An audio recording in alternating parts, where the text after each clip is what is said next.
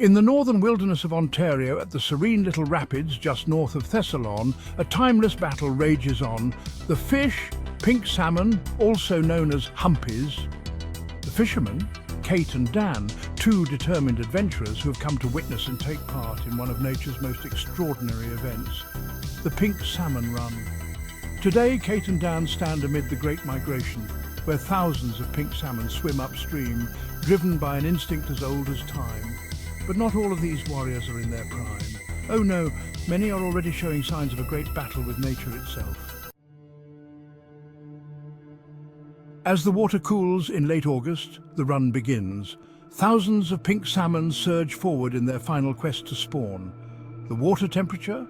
Ideal at 16 degrees Celsius, or as Americans would say, about 60 degrees, though these warriors are determined, pushing through even warmer conditions when they need to. As the sun sets on the final days of their journey, the pink salmon begin to resemble something from a fishy nightmare. Now, these pink salmon might not be the prettiest by the time we saw them.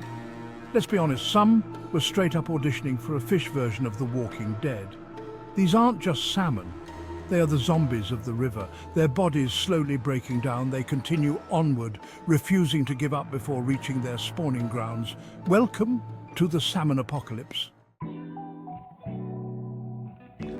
But even with fish swimming so close they could trip over them, Kate and Dan face a challenge that every angler knows all too well.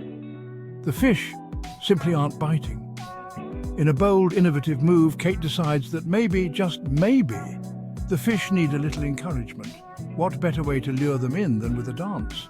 And so the salmon shuffle is born, with a mix of enthusiasm, humour, and what we can only describe as interpretive fish coaching. But the history of this place is as fascinating as the fish themselves. Thessalon, a town with roots dating back to the lumbermen of 1869, may have derived its name from Nea Shawun, meaning point of land. Or perhaps the early Jesuit priests struggling to navigate the harsh waters were reminded of Paul's letters to the Thessalonians. Whatever the origin, this quiet community is now home to one of the most incredible migrations in the natural world. And the salmon? Well, they too have a story. Introduced to the Great Lakes in the 1950s by accident, after about 100 fingerlings escaped a hatchery in Thunder Bay, pink salmon, Oncorhynchus gorbusha, have flourished. Known as humpies for the distinctive hump the males develop as they prepare to spawn, they return year after year to rivers like the Thessalon River. And finally, after hours of perseverance and dodging the zombies, their patience pays off. Kate starts bringing them in. She's hooked her first catch of the day, a lively, fresh pink salmon, one of nature's great survivors. As the day comes to the end, Kate and Dan bring home a total of 7 fresh pink salmon. A hard-earned victory in the battle of the salmon apocalypse. But the adventure doesn't end at the riverbank.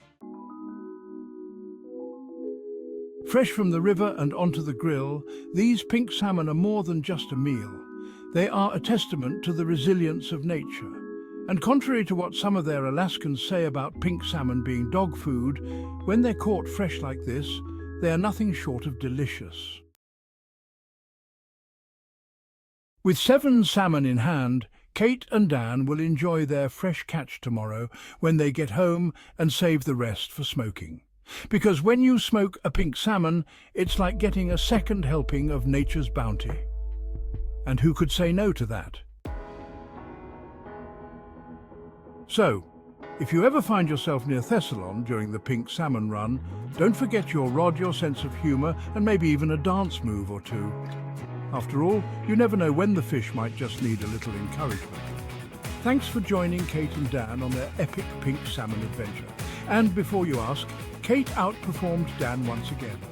If you enjoyed watching their journey, be sure to like, subscribe, and share your own fishing stories in the comments below. Until next time, tight lines and happy fishing.